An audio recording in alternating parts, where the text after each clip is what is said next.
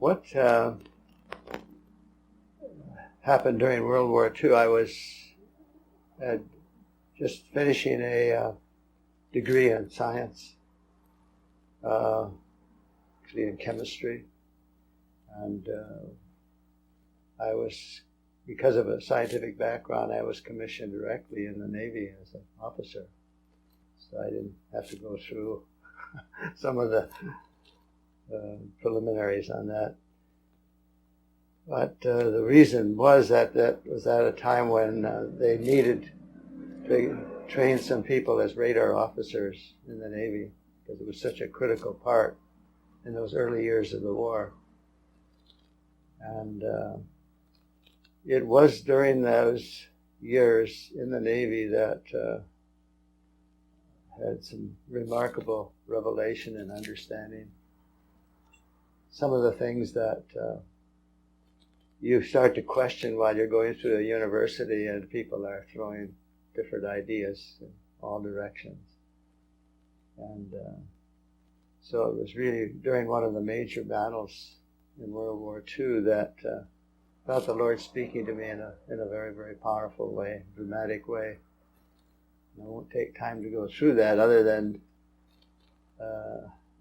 John 14:6 was as if the Lord spoke directly. That I am the way, the truth, and the life, and nobody comes to the Father but through me. And so it was such a clear revelation, and threw away all the other questions that I had developed during my university days.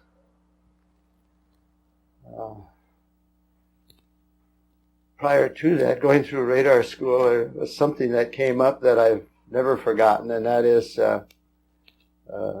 actually sort of a secret type of program at MIT. It was actually a secret building, not related directly to MIT, but the Admiral greeting us by saying that how well you listen and how well you react will be a matter of life and death. And I kept remembering that through the years, and as we got to the point of setting up schools for the now University of the Nations, that there was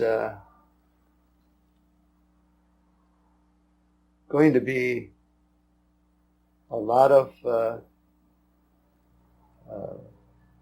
new types of listening that would be important if we were to really, really understand what the Lord wanted, and that how well we listened to Him, how well we acted according to what He directed, would be a matter of life and death.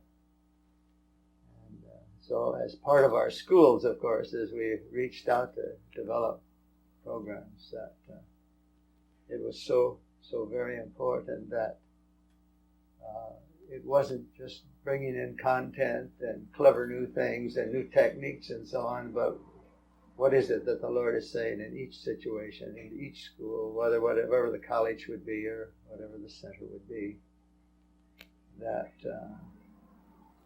we would be listening for Him. And of course, I feel that still so very strongly today, that we'll get more and more great ideas, but are those the ideas that Lord is providing, or are those our great ideas, and based on maybe some very successful experiences in life? I felt, first of all, in going into the University of Illinois, I originally had no intent to become a professor. University is one of those things that I felt the Lord leading me into. And amazing set of circumstances that I was appointed to the position at the University of Illinois, which is considered one of the best chemistry departments at the time in the world. So it was a tremendous opportunity because of the resources available and top quality students that came in from all parts of the world. But I remember one situation in the first few years. Research, of course, is as important, or sometimes considered more important than teaching your classes and so on. Which seems strange in some ways for a university, but in another way it's not, because it's the research which can now maybe affect millions of people instead of the people in front of your class and so on. But I was just up at the board discussing a particular subject, and I felt the Lord give me an idea, and I went back to my office and laboratory and tried the idea. Within an hour or two, I knew the idea was really going to work very well. There was for some instrumentation that was then used in laboratories all over the world.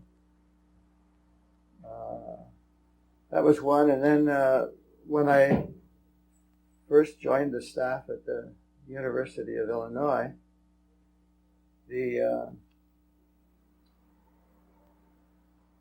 professors, graduate students, and so on had really no idea what had happened during World War II in the field of electronics and how it would affect new types of instrumentation, which they could then put together and advance their research in major ways. And this was true for all of the engineering areas, all of the science areas, physics, chemistry, biology, and so on.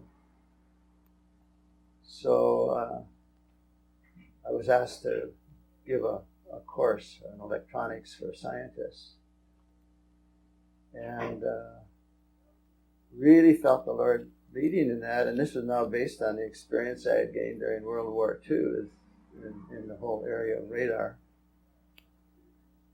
And the course turned out to be very, very successful.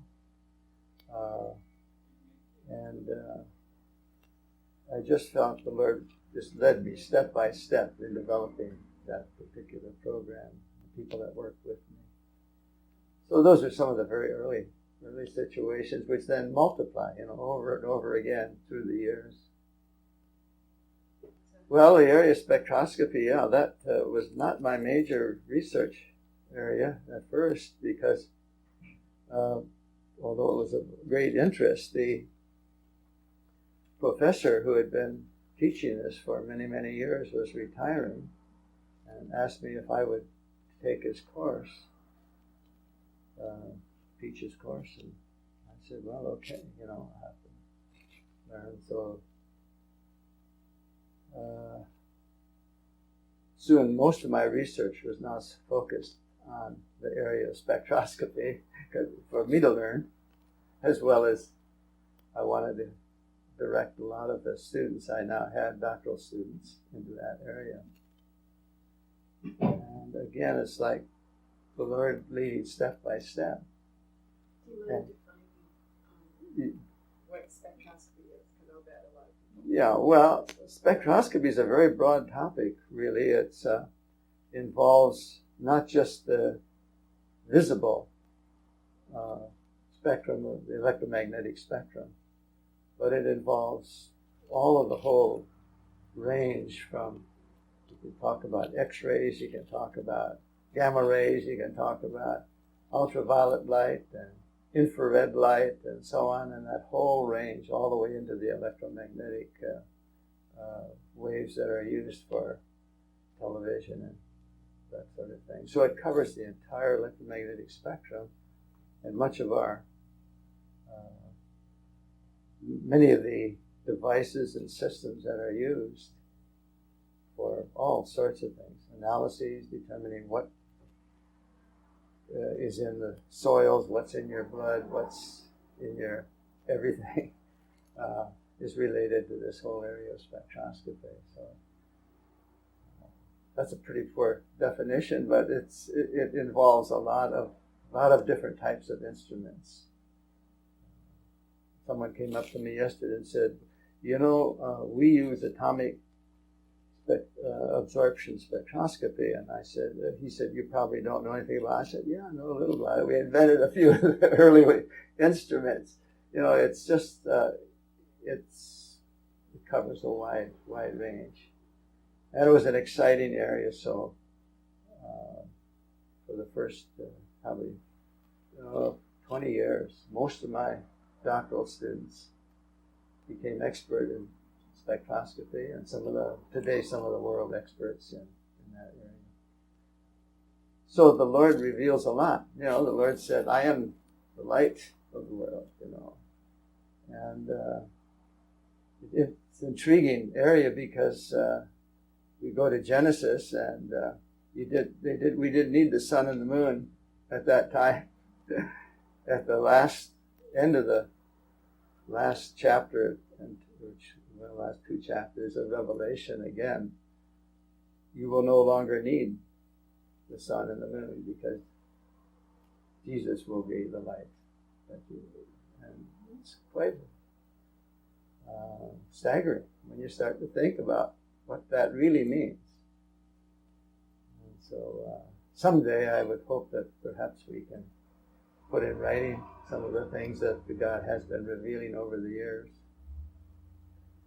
That indicates that when we talk about light, we're not just talking about the lights we turn on in the room or a few things like that, but we really are talking about what is it going to mean when the end of the age comes. Jesus is the light. I don't know. We could go on and on, I teach a whole graduate course in that one area, but it's staggering. It was about 1969, and I'm not quite sure why, but just felt the Lord saying something that you're going to be moving in a different direction. And I first heard about YWAM, by the way. That was in 1970, as I recall, late 70. And at that time, my oldest daughter, Cynthia, was present. My present son-in-law, Tom Bloomer, Cynthia's husband, had heard at the same time, the same church, which we were attending. Cynthia was home from university, and Tom was just finishing a degree after his military service.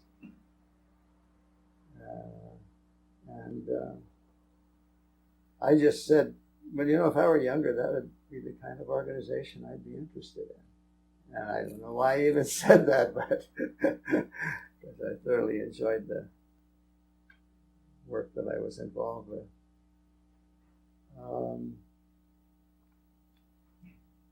But what any serious part of that was, and I don't remember the dates exactly, as I believe it was either the end of 1973, or the first of 1974, that since now Tom and Cynthia were in YWAM and gone through the SOE and so on in Switzerland, that I had been visiting in those few years some of the bases around the world. I'd gotten acquainted. I was really impressed by the love of Jesus that was demonstrated every place I visited. But when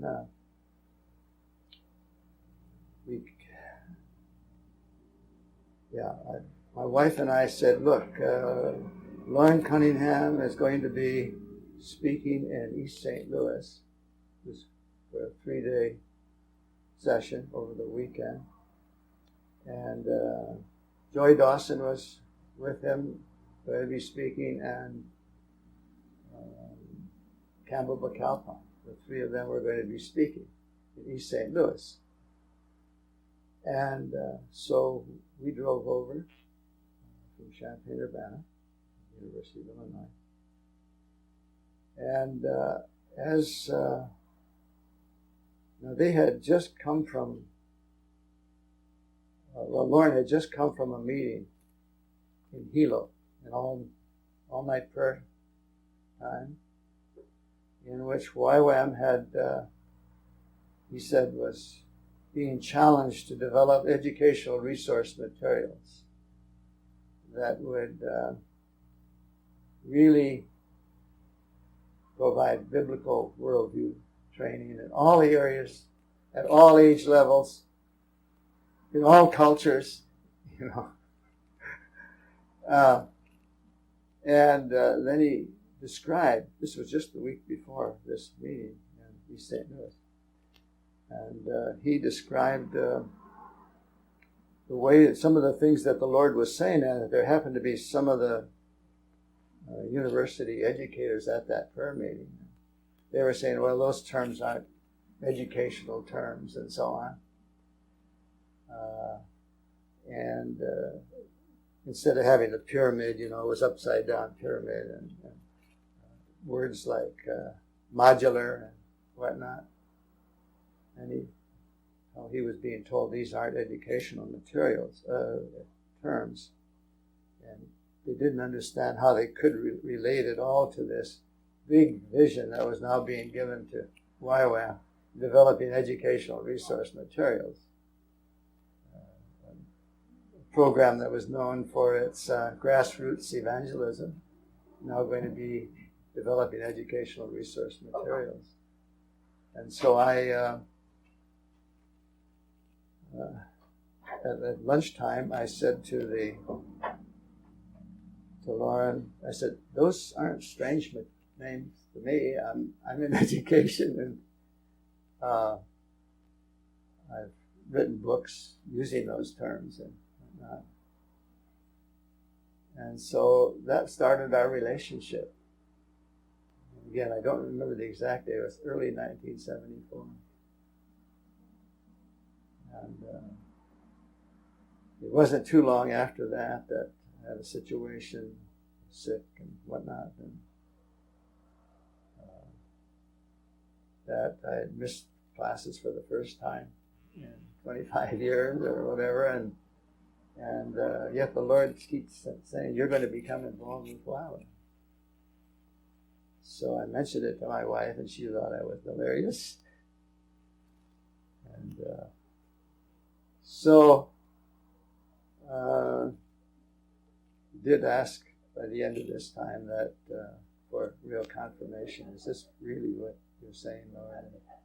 So I had definite confirmations from several different directions, from the U.S. all the way to Australia on a lecture trip that I was involved with. And so I told the university I was going to be leaving. I had a research team of 24 doctoral people at the time. And it would be 3 years before most of them would be phased out. So I prayed about that and felt I should. Told the university that I was going to be leaving by the end of 1977. And they thought I was crazy. And so that was an interesting time. Because of that, the words in science and technology, it's a tremendous grapevine all over the world. Things spread fast. So every place I would go around the world, they'd say, what's this you're going to do? And I just tell them. So they would stand around asking questions for an hour or two, whereas if you ever mentioned what your beliefs were before, they'd hastily have another appointment in 5 minutes. So that was sort of the beginning. Now, what the reason for going into YWAM, I did not know. All I knew was to lay down my career and go into YWAM.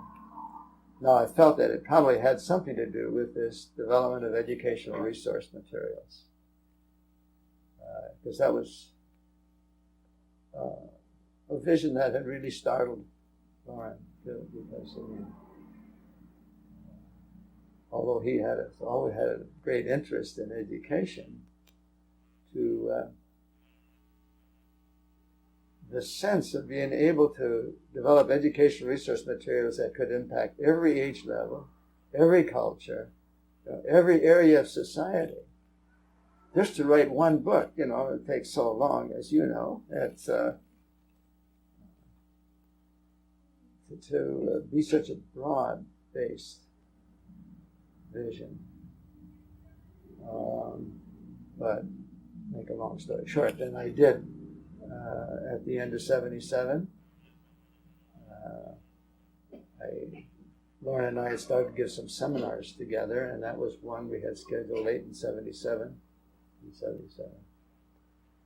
And he met me, I think as he has probably described in several situations, and we sat in his little bare room, those two metal chairs that he talks about, and he said, we have just had confirmation from the International YWAM advisory group that the vision to have a university is definitely being confirmed by the other leaders in YWAM.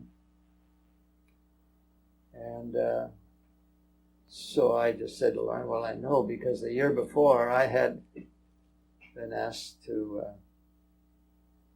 consider taking a position in head of another major university. And I knew I was going into YWAM, so I started right away to just answer the request. And I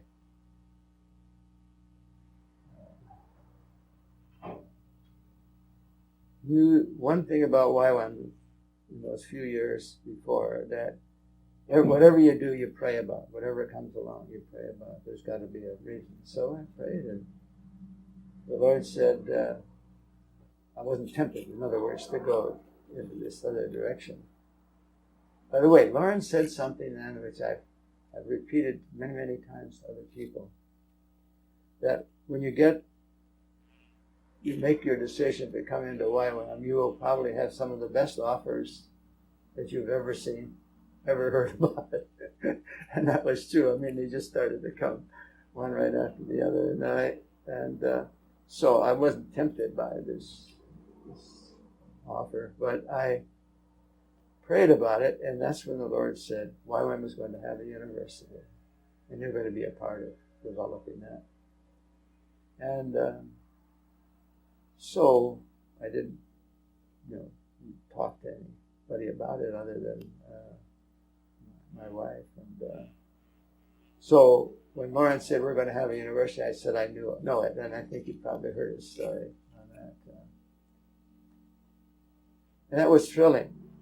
It was thrilling because if I had been told I was coming into YWAM to help develop the university, well, I'm involved with the university. I have a tremendous research group. I have exciting times developing new courses. Here, why go to another place to develop the university? And what became so clear at that time that it was important that I did not know. I don't know even how to explain that today, other than that I had laid down that background. Whatever I'd learned in those many years in other universities and teaching and research was not a significant part of my being involved. And so what do I mean by that? Well, it meant that the university that was to be formed was going to be something so different, so unique, so much his university, that if we tried to carry in our ideas and our experiences, or anyone tried to carry in their own ideas, it wasn't going to work. And no matter if we had all the money in the world, hire the so-called experts, the best people in the world, to come in and teach and direct and all of the rest in the university, that we wouldn't be able to develop the university that he wanted. And that became so very, very clear. So it was a key time. Simple, it's so simple, but it's so basic. And it's still so basic today. In fact, as we develop further and further in the University of the Nations and have all these schools now in 110 nations around the world, you get a lot of good ideas. But are those the ideas that our Lord really wants in this university? Are those, going to be just man's good ideas. And so that early time was extremely important. And then, of course, so what is this university? And we knew the only way we were going to get the answer is to be on our knees essentially all the time, day and night. And that is the thrilling thing, I think, about the start of the university, was that he kept revealing things to us day by day. And so I guess the way to put it is, as long as it goes back to the early Navy days, and how well you listen.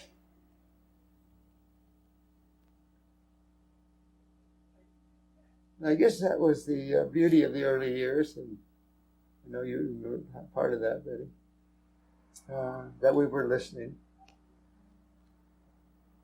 And every time we threw in our own good ideas, things slowed down.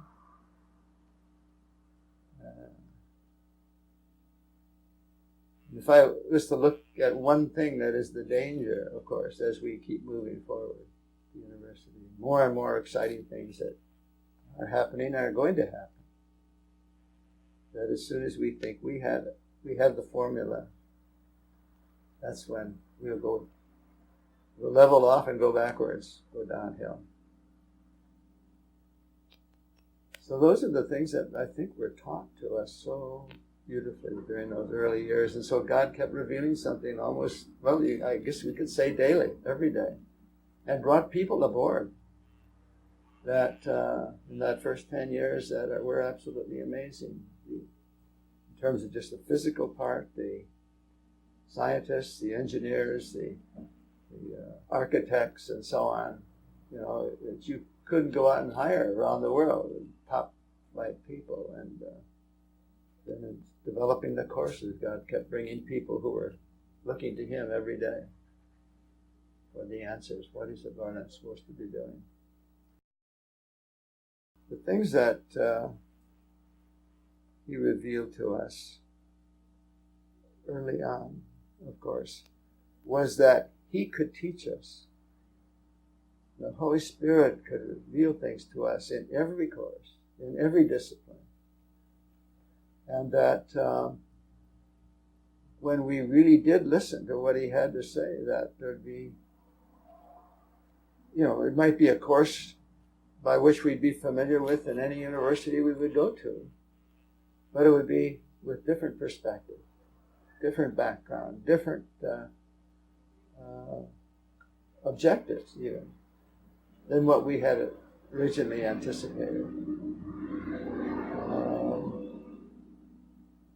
And of course that's, I guess, my hope and dream still, is that we'll be so open during every course, in every discipline, every area of society, that what comes through will be exactly what the Lord wants. And that He can speak to us any moment during that class. Now, it doesn't mean that people who are leading the school have not prepared. I mean, they've prepared very well, and that's why they're tuned in to hear. How do we get that across? You see, because we get a lot of people with lots of expertise, lots of background. How do they remain open? It's really only if they understand that very simple principle. It's, Lord, what is it that You're saying? What is it that You want? And I guess I don't want to go off in the wrong direction from your question here, but about a dozen years or more ago now, we started this course, Project Development Leadership.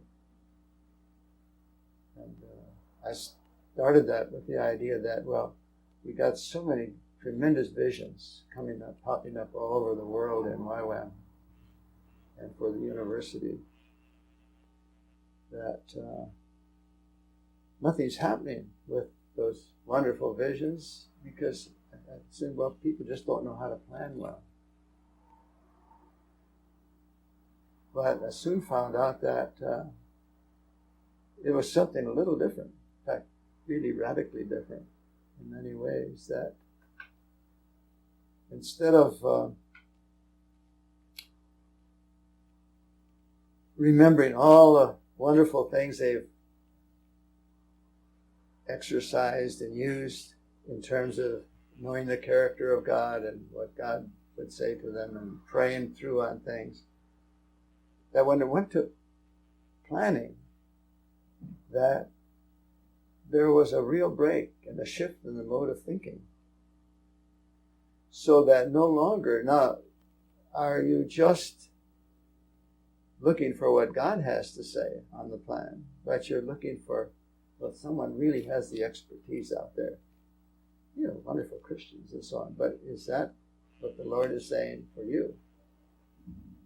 So that transition from vision to project to plan is a breaking point. It's a breaking point then, it's a breaking point today. One of the things I am concerned about. And then if you finally get through to develop a plan, which is truly of the Lord, He's led every step of the way in the plan. But the transition now to activation, to carrying it out, to implementing. You now again start looking unconsciously almost for the expertise that someone else has, which might be very good expertise for their particular application, but is not what the Lord is saying again. So that transition to implementation and then finally follow through to completion isn't there. So how to recognize the dangers on that?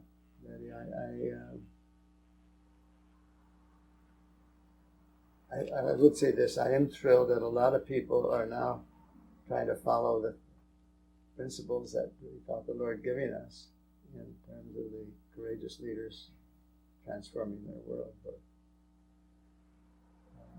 And I can say that again because I really felt, David Hamilton and I, we actually wrote on that book in, I guess it's on essentially every continent and nations all over the world as the Lord led us.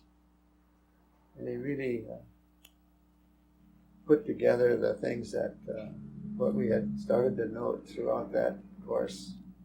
A lot of people were following the things they learned in the Project Development Leadership School and seminars, but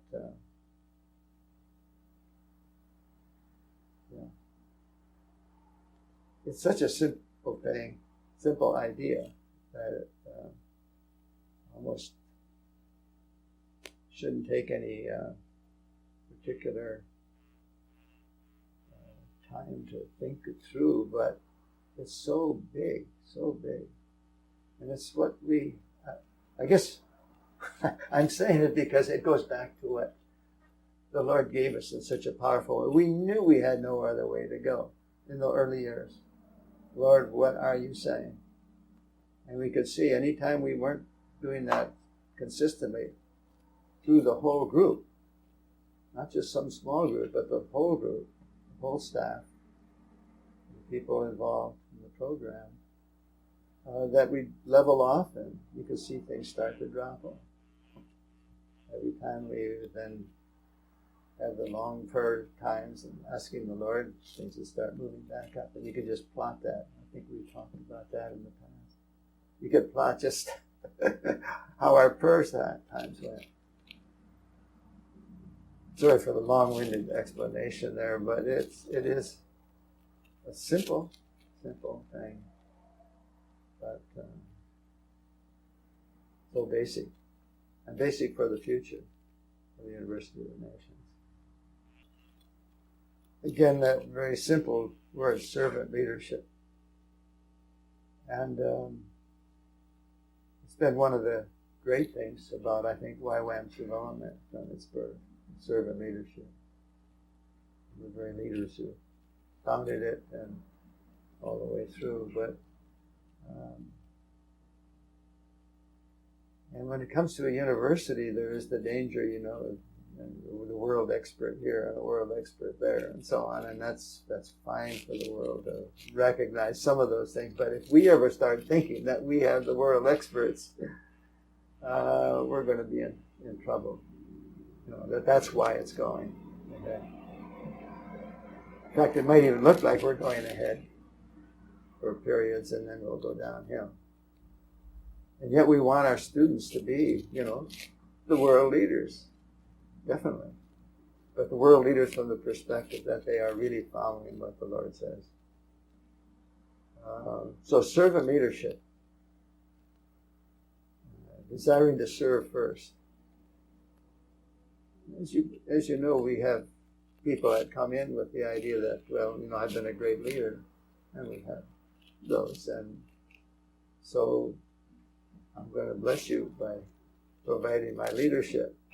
Not consciously even, but subconsciously. That's our danger. If we ever turn and focus on the so-called world leaders instead of the Lord's leaders. So to understand servant leadership, I know we talk about it. YWAM in general and UofN definitely. It's one of those basic principles. And then I think another one that's just so different because it was so powerful those early years to realize that we now had a mandate. That was the Great Commission. A Great Commission mandate. In other words, we're to impact every area of society.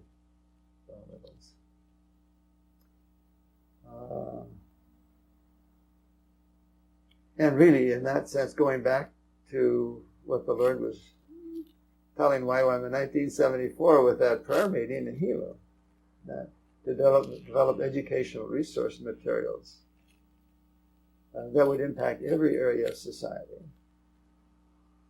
I mean, it sounded so crazy. I mean, really, anyone who is in education, every area of society, every age level, from birth to death to cross every boundary you could ever set up. And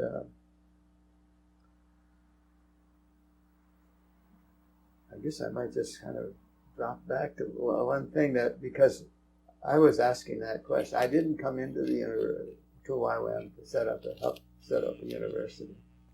I came in because the Lord showed me to come in.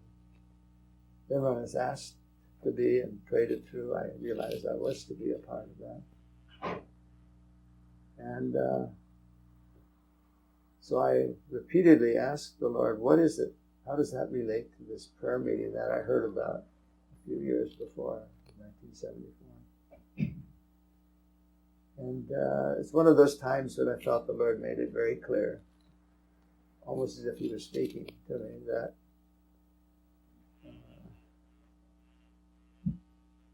the university is going to be the source for much of those educational resources. That it'll be a university that will be involved in every area. It'll be involved in all the nations and cultures around the world. And from the students that are released will provide that educational material that can cover every area, every age level. And of course, today, if we look at what's been accomplished, there have been books, obviously. There have been a few programs like Early Childhood Education Program, but that's hardly a start. And yet, the foundation is being formed in all the different universities, in all the different colleges, centers, and so on. So I think it is realistic that it could happen, and can happen, and will happen, if that's what the Lord said. And I believe that He did. Servant leadership, of course, is an easy term to state, but really, what does it mean? And I think it's a little bit like Greenleaf had talked about when he wrote his book on servant leaders, which is really related to the ultimate servant leader was Jesus. But the whole idea of serving first, serving others first, and not trying to be a leader first, and then serving people by being a leader, which you can be, obviously. So it's a subtle thing and gets very much mixed up. And I mean, I've known heads of corporations who were servant leaders, really. They were thinking always of the best for the people, their employees, other people on the staff, and so on. And what would help them be better in what they do. And to relate to them. I mean, to really be genuinely interested in them. And not just a technique, because that's what can happen, of course, is from a person who goes to maybe lead first, to be a leader. I've had many people come in, tell me they want to be a leader. You know. And so what is it that I think it comes evident quite quickly that if you are really interested in the welfare of the people that you are working with, that to serve them, and then have a choice that, well, if I now do take leadership, because oftentimes these people will be asked to be leaders,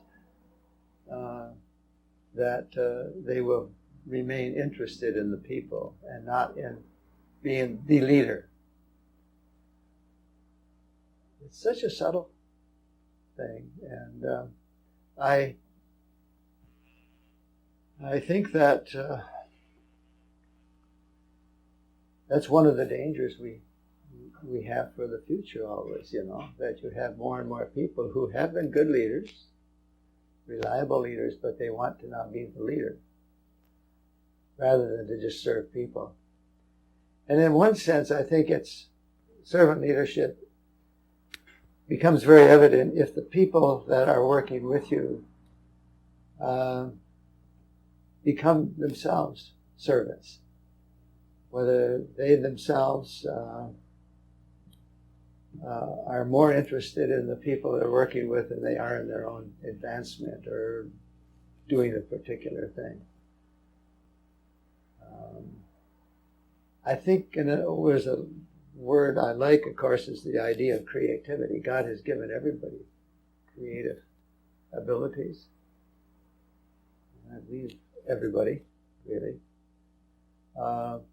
And how do you, as a leader, then draw out that creativity from them instead of you do this, you do that, and so on? Use my creativity. And in one sense, that's what we would hope that our courses do. You know, if we're teaching, that somehow we are drawing out the creativity from those who are taking part, other staff people and the students. That's I would hope, in fact, that the University of the Nations, that we will improve continuously in that whole direction. And it can only really happen if, as a leader, now you've made the choice of being a leader, that, and then we asked to be a leader, that you have the opportunity, you are released with the necessary, whatever it takes, resources or whatever, in order to allow your people that you're working with to be creative. And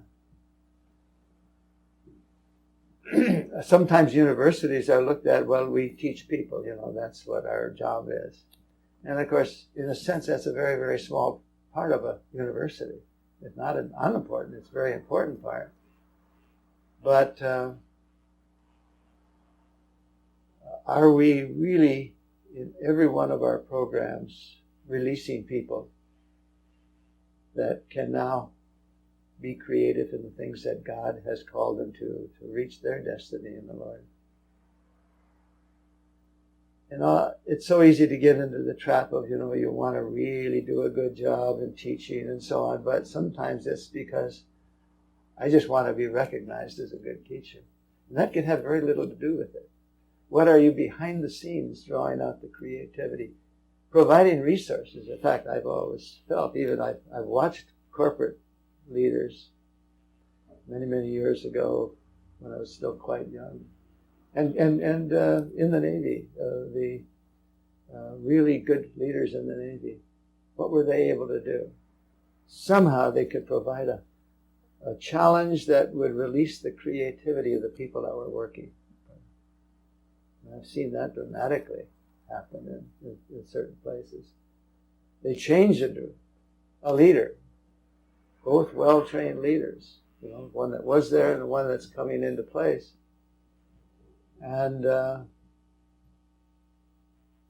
all of a sudden the whole nature of that program changes. And the best example, I don't know if you remember I mentioned this before, Betty, but it was in a battle zone in World War II. They changed the captain of the ship. Everyone else stayed the same. Surroundings, that big Pacific Ocean stayed the same. But from a nervous, tense ship, within a matter of a couple of weeks with a new captain, the whole nature changed.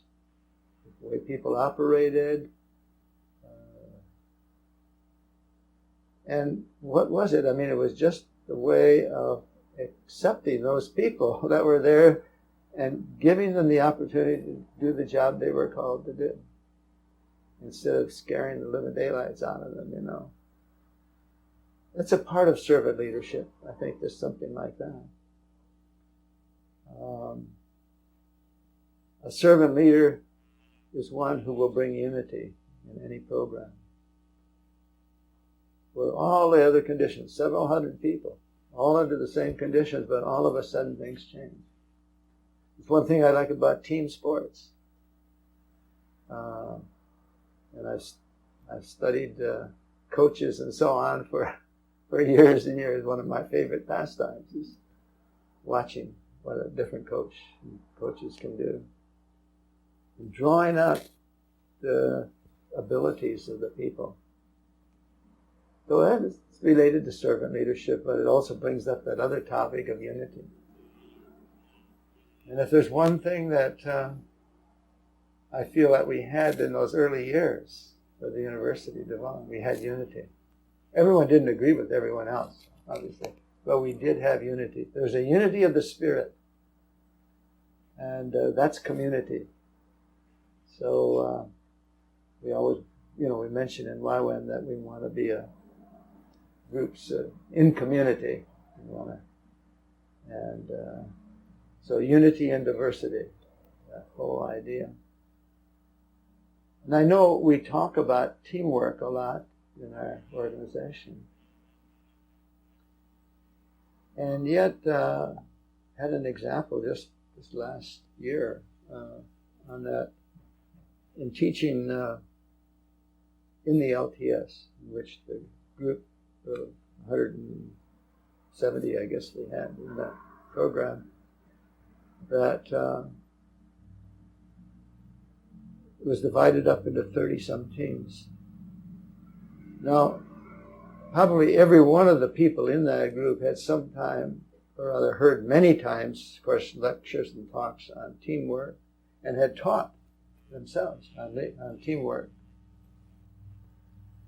But there were a few of those teams that just couldn't come together, and developing actually plans for some fairly major programs. And so it was an interesting study to watch why it was happening as we went around to the different groups. I think one group definitely took over 1 week, meeting day and night. They were serious about why they weren't working, and they couldn't. And they just couldn't hear the other people. They were so interested in what they had learned, what they knew, that they couldn't hear. And then they finally got to it. I mean, they went along very well. Now, they were from some different cultures and different ways of doing things. But coming back to unity, University of the Nations will only develop if they really understand unity and servant leadership. They're sort of related. And it relates back to servant leadership. In other words, that you are as interested in what anyone else has ideas, what other ideas people might have, and are interested enough to listen. I mean, so that's now, again, of course, all of these points come to some very, very strong scriptural truths. And one of the things that I noticed in those early years, and especially during the 40 days of prayer and fasting, I don't know, were you here at that time? That would have been about 1980, I think, probably. That the Lord kept calling us back, wonderful things coming out and all these things of impacting every area of society and discipling of the nations and so on, but the love passages in the scriptures. And the Lord bringing us back to, what he said was the major commandment, loving the Lord your God with all your heart, soul, mind, and strength. And second commandment, neighbor as yourself. And that those, you can't have unity without, real unity without, even if you don't express it well, that there's somehow a love for the other people. And the ability to listen to what they have to say. One of the questions that I've been asked, is what is a Christian university? What is a Great Commission university? And so I wrote out some things, and it particularly came after a big international conference that we had, a scientific conference. And there were quite a few of the doctoral students that had done their degrees with me. And they, I'd asked them, please don't say anything about me during this time, that they had a tendency to do. And so some of them were from all the way back 40 years ago and 30 years ago and 20 and so on. And one of the things they were to report on their latest research and so on. And they said that what they remembered was after they had taken their oral exam, at the end of the oral exam, I would ask the question. Now, after spending 4 years, 5 years working on other research, I would ask the question, now what would really be an ideal solution to your work? And each one of them then, as I say, some 40 years before, 30 years before, would say, it was that challenge for the ideal that they were now just reaching after 30 years the ideal to that question. And it made me think, that how about for the University of the Nations? What would make an ideal? And that's why I wrote down some of these things that right after that particular conference. And I guess I could say something about,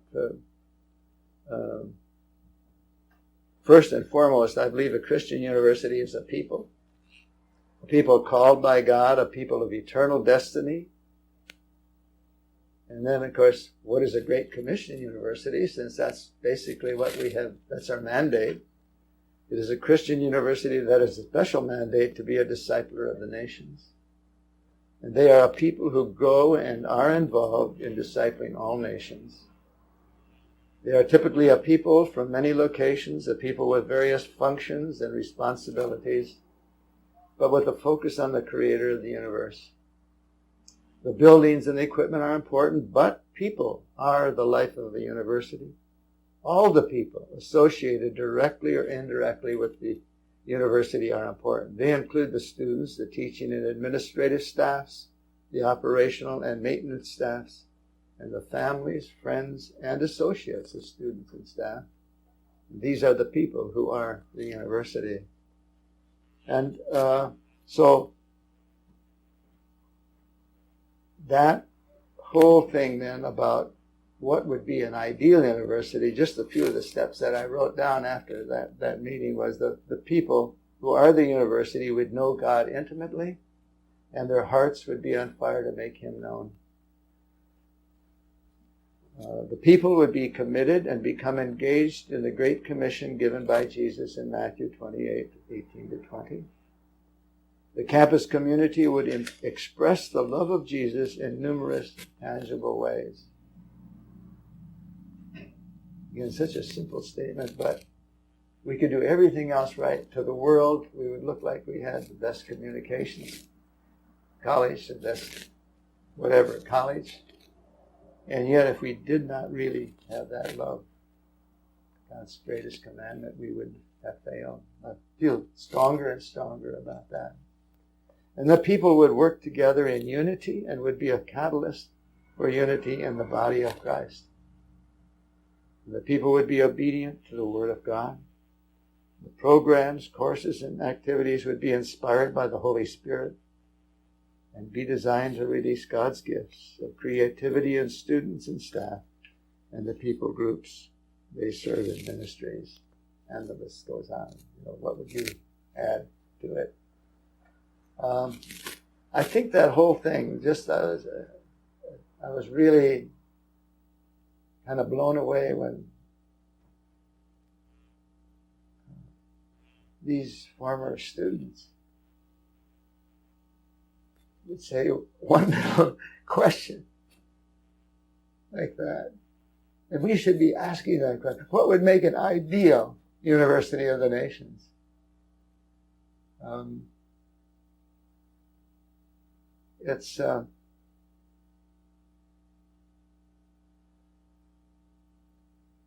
These were men who had become world famous now.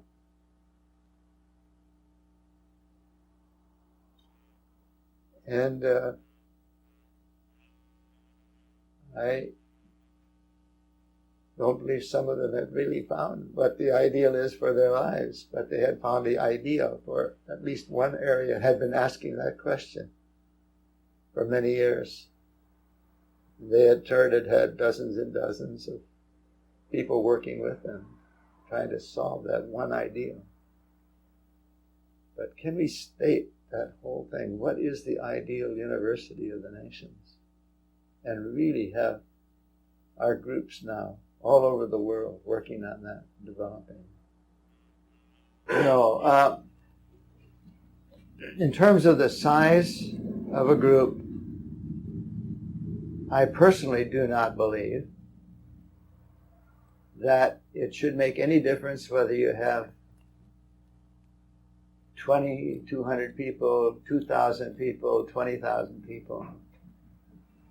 That the nature of the group will be reflected on what has been its overall worldview, what would be demonstrated by the leadership. So if the leadership feels it's a very authoritative and transactional leadership, we're going to develop that kind of a program that'll drift very quickly away from the very principles. Nothing to do with size, I don't believe.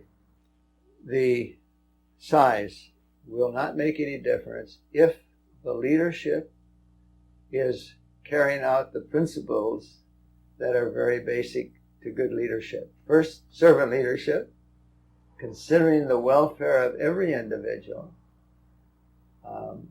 the destiny of every individual, and that we are a people, called by God, whatever area you're called into. And that is made so clear because, again, it won't be done by human technique, but it will be done by things that the Lord is showing you to do. And one of the things, of course, is communication. You can't just communicate with a small group of leaders. You've got to communicate with every individual what the vision is. And the vision has to be repeated over and over when you're bringing in new people all the time. And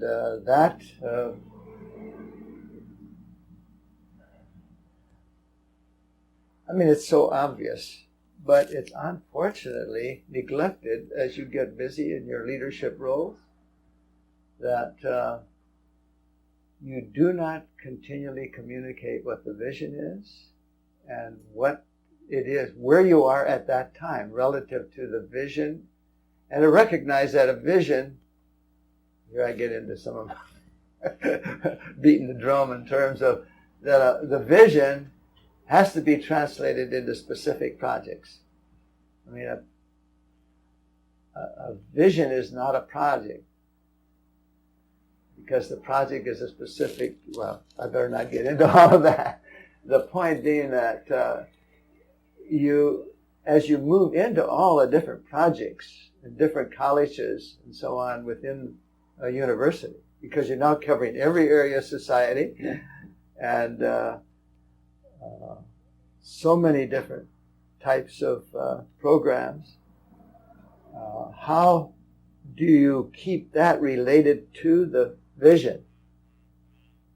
The vision is what we've said is to disciple all nations. That's our vision. And projects, if you're in one college of communication, college of science and technology or whatever, you're going to be spending a lot of time focusing on that particular area and drawing out the creativity of the people that are in that group. But it's important to recognize how that is just one part of the overall vision.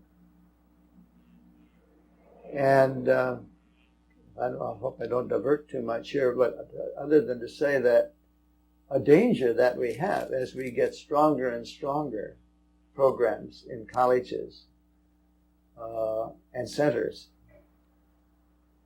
that we have the danger of not recognizing that that's just a part of the overall vision, and that without all of the parts, that we're going to have trouble. If we start saying, well, that's not as important as mine. Now, I know that should be very obvious, but I heard that spoken just a couple of weeks ago. You can get along without that college or that center, but you can't get along without this. But that person happened to be a leader in. Sounds like a fairly innocent statement in a way, but it isn't. It's deadly. It's a deadly statement. And we'll lose it. And so going back to what Willie brought up there, what about for the larger group? How do you maintain? Well, I think there's only one way, and that is to repeat over and over again in innovative ways that the Lord can give of what the vision is. And that there is an overall unity that must be carried out. And what does that mean? It doesn't mean that I have to know all about all the things that are going on and how to do things in all the different areas.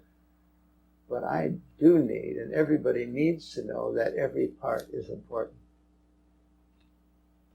And again, I guess it's a matter of looking over and over again at what Jesus would say. How would he want you to act? How would he want you to react? I do believe that at the present time we've been talking about groups of maybe not much more than 2,000. But that's no magic number. That's just a practical side so that we would get programs distributed in all parts of the world. You know, whether it's 1,000 locations or 10,000 locations eventually, that there's something good about working in groups of maybe only 2,000 max, 3,000. But that's not a rule. It's just something that we felt that the Lord was showing us a long time ago. So this campus was intended to build up to a maximum of 2,000.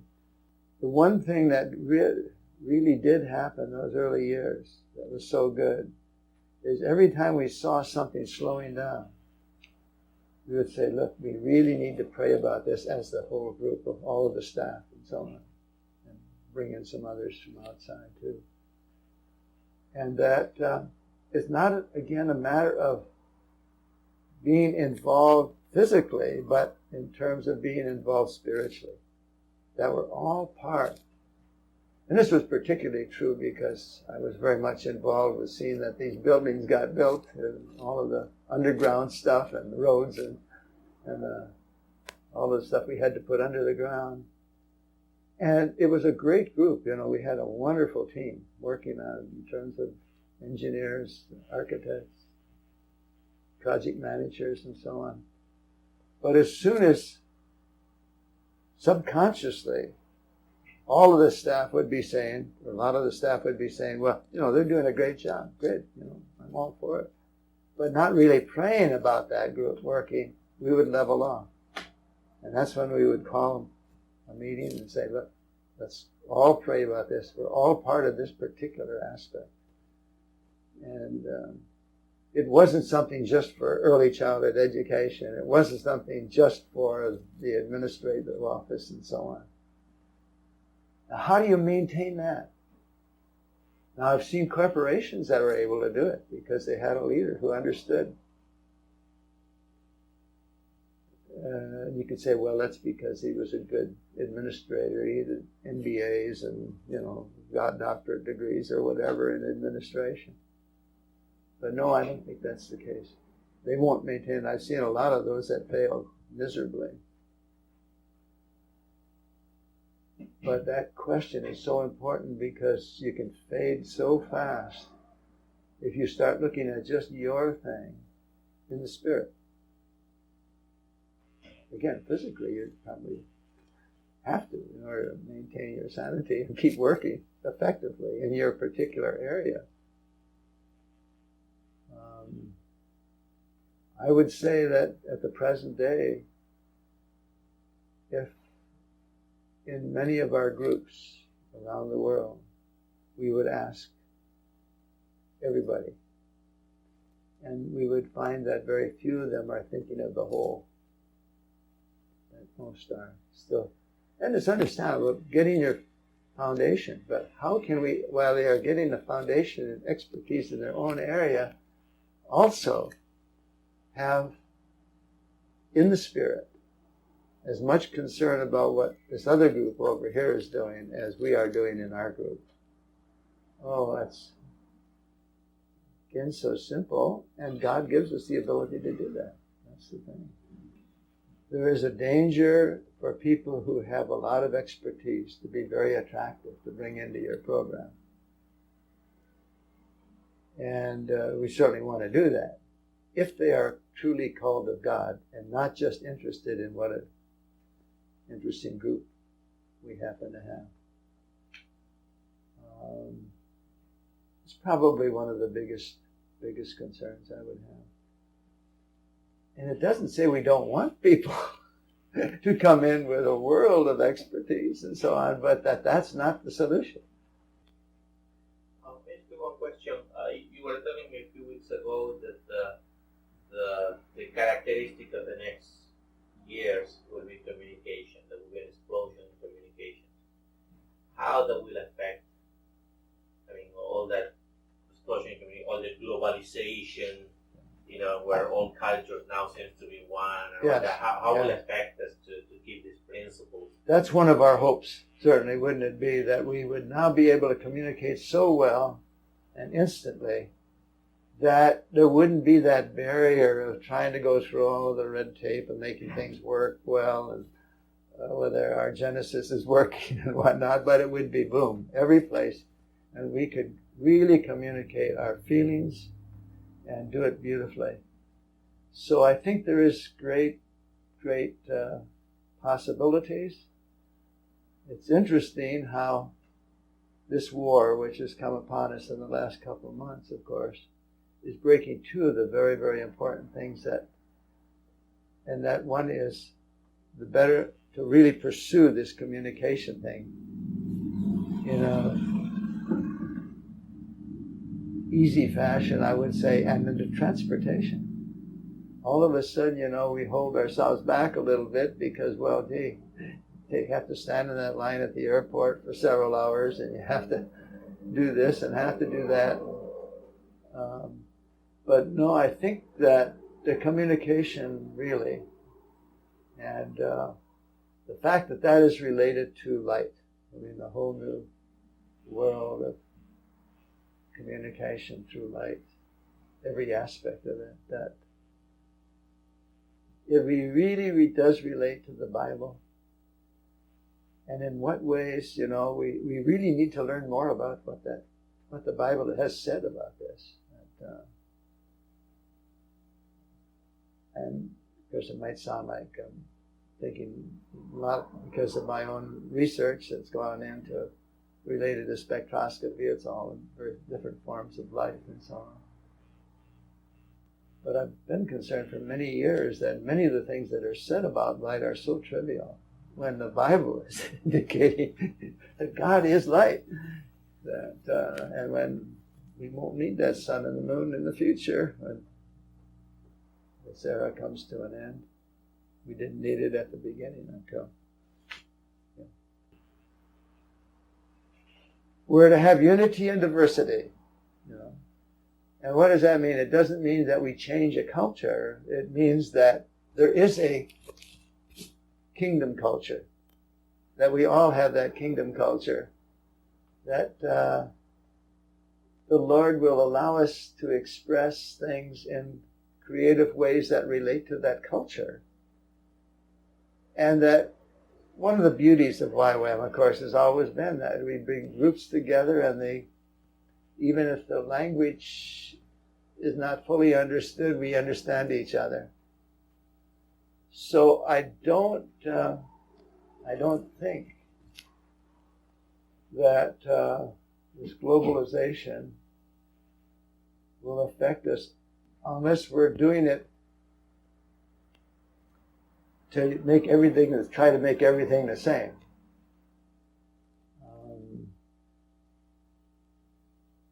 In some sense, of course, that's what's happened in, a lot of the culture in the West, which has resulted in very effective businesses and so on, then tend to almost try to make over another culture to fit that Western culture, which is unfortunate. The thing that encourages me about the UofN is the fact that it is the Lord's university. I mean, He is the one that has provided. He's given us an opportunity to cooperate with Him in developing the university. And I think as long as we continue to look to Him, that where we have failed, where we have not heard accurately, that it will be rectified. The thing that is so encouraging is to go to the different nations and immediately feel bonded to the people. Those that have really learned the kingdom culture. Because it is just God speaking through these people. And all of us, the potential of all of us doing what the Lord really wants us to. That's the encouraging thing. And of course the traps along the way are immense. The enemy would love to see us make the wrong moves. Think that we're the ones that are doing it instead of that His direction through us and He using us. And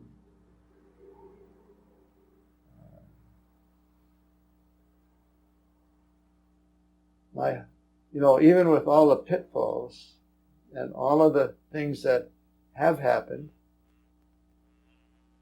I think oftentimes a new program has a period of time in which the Lord particularly strongly blesses and corrects our mistakes very quickly.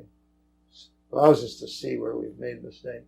I think as we get bigger, this goes back to that big size, that is a little harder to maintain that unless we are referring back always to what the vision is. And if the vision is out there before all of our people, all of the time, then I don't think we're going to slip too far. But if we really start thinking that we have the answers, and now this is the formula that worked before, therefore let's go back to that we'll have trouble. Everyone says, of course, here's what happens in universities. They start out with good principles, as many of our universities in the West have done, whether it's in Europe or whether it's in the United States. Therefore, you're probably going to have the same thing happen after about 40 years or whatever time span they want to put in. We don't have to have that. But we will have that if, as has happened in many of those universities, they make one little move that's a mistake, and then another little move that's a mistake, and then it's easy to build on the next one and the next one, as many of our great universities, considered great universities today, did. And those are the things we have to have before us all the time. That's why I think it is important that we do write out some statements, and that was the challenge I felt from my own former doctoral people, that we write out what would make an ideal university, and everybody do it together. Yeah, and I think we could conceivably within the next decade, one more decade, have 50,000 students worldwide, and one more decade on that, we would be well over 100,000 students. So we can go big, but going big isn't the answer. That isn't the thing that will make it great or not. It's what's happening with what we do with what we have. And I guess one more little thing to feed in that is that in implementation of a program, as we go and our program comes back to the overall vision of discipling a nation, that we get bigger and bigger projects. I've recently written this thing on what is considered by man as the greatest and most complex, most difficult project of all time is the Apollo 11 project, which required billions of dollars, tens and tens of thousands of people, new corporations being formed, new types of materials and so on to get a man on the moon and get him back again, all of that. But that's simple compared to discipling a nation. So does that say we're going to need the billions of dollars? Are we going to need the tens and tens of thousands of skilled people and whatnot? Well, possibly. But it's whatever the Lord leads us to, and to recognize that there are certain things that the Lord led the people who were involved in the Apollo 11 project to produce and do, to carry out an unbelievably complex project. So what are we going to do in terms of our planning? And then as we plan and get a project that, if you look at the overall plan, which you want people to be able to plug into, you may be talking about certainly hundreds of millions and probably billions of dollars on some of those overall projects, so that you could put everybody on the chart, so to speak, and say, here's what you need to do, and what, or they're learning what they're to do. And I think that people that transition then into implementation is even bigger than going from the vision into the project itself, because you say, oh man, we had a hard time setting up a base with 100 people that going to need a budget of a couple $100,000, let alone now one that's going to require a couple $1 billion and so on. But it's at that point that very simple thing again, the Lord has led you into it. He's given you this, led you in planning a particular way, and you don't have any money, and you don't, and hopefully you've learned now not just going asking what's the world's ways of getting $1 billion, but what do you have in hand, and what do you do with it that day and that week, and then how well do you listen for the next step that the Lord wants you to take? And it's such a ridiculous statement in a sense, from the point of view, but it's what we had in starting this university. We had no money. We had, from the world's point of view, we didn't have the expertise to set up a university that we could call the Lord's University. But as we did what we had in our hand, used what we had in our hands, the Lord the next day would have someone else come aboard, and the next day someone else come aboard, and so on, and we kept getting the resources that we needed. And I think He will continue to do that, whether we now go to 50,000 campus or whatever. But if we start to plan, look, I know how to get this thing up to 50,000 students, or 5,000 students, whatever it is, we're going to fall flat on our face. The problem is that we won't know that we're falling flat on our face until it happens. It'll look good idea. We have people now coming aboard who have the kinds of expertise to make a big project work. In other words, the Lord every step of the way. He gives the vision, He'll give you a plan, He'll give you the way of implementing. And we have to make sure that every step of the way. It's so simple that people don't pay attention to it. That's the problem all the time. Okay?